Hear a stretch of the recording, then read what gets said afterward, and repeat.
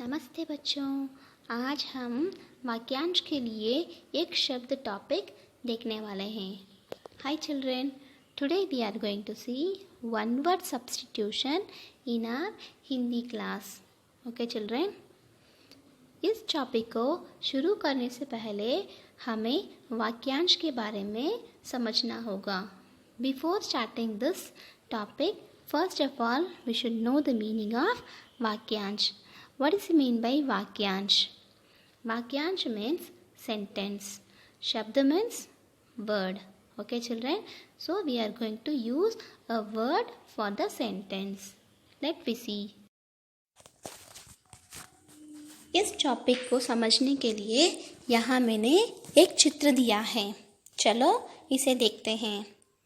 पहले चित्र में एक टीचर है, उसके बारे में एक सेंटेंस दिया गया है। दिव्या स्कूल में पढ़ाती है। Divya teach in school.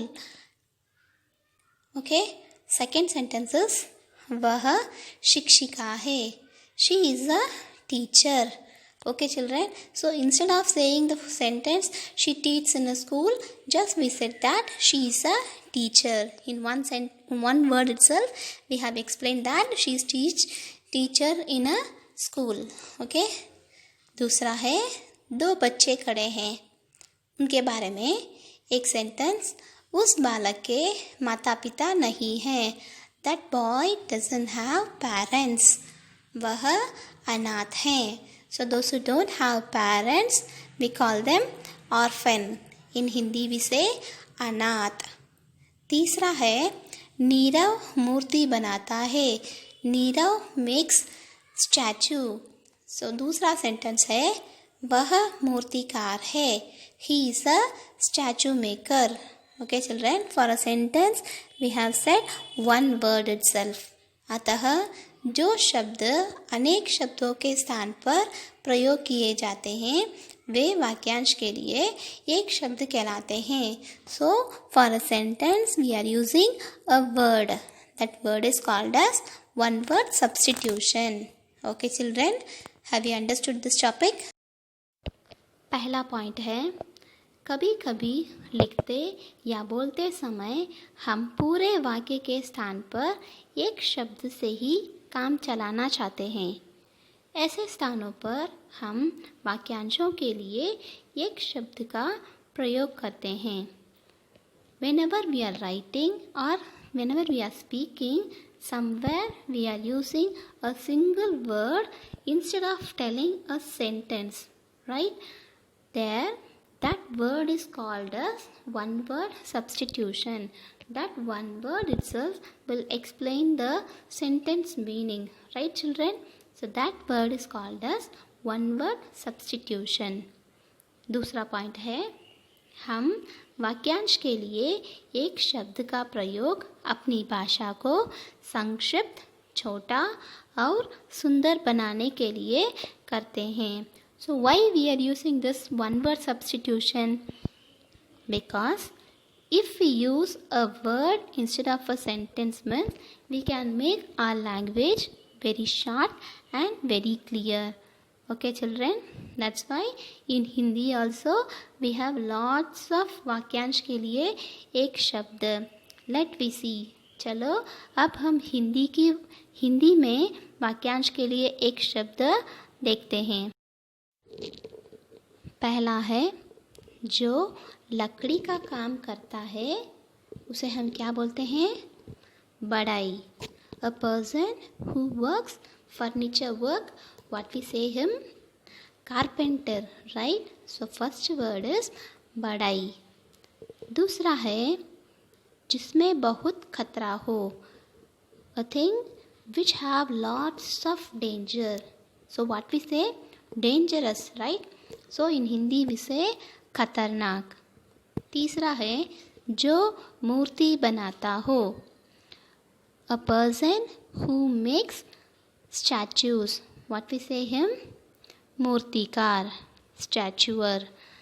चौथा है, जो चित्र बनाता है. A person who makes paintings. So we call him painter, right?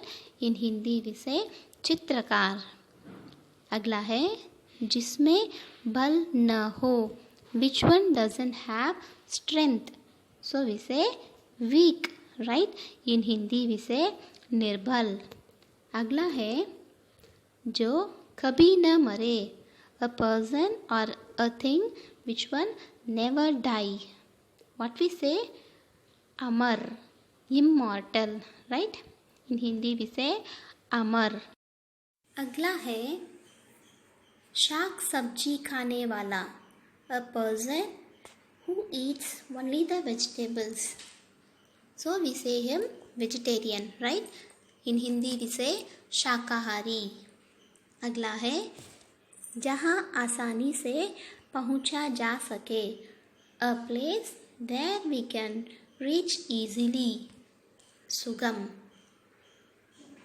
अगला है जिसके समान दूसरा न हो, which one is not comparable to anything, so अद्वितीय, यूनिक. अगला है उपकार करने वाला, a person who helps to others, what we say उपकारी. उपकारी means good person or kind person. अगला है जिसकी आयु लंबी हो, a person or thing whose life will be very long, so दीर्घायु, long life. अगला है जो कठिनाई से मिले, which one we can get with very difficult, so what we say rare, दुर्लभ. in हिंदी we say दुर्लभ. अगला है अधिक बोलने वाला, a person who talks more, in Hindi we say वाचाल, talkative.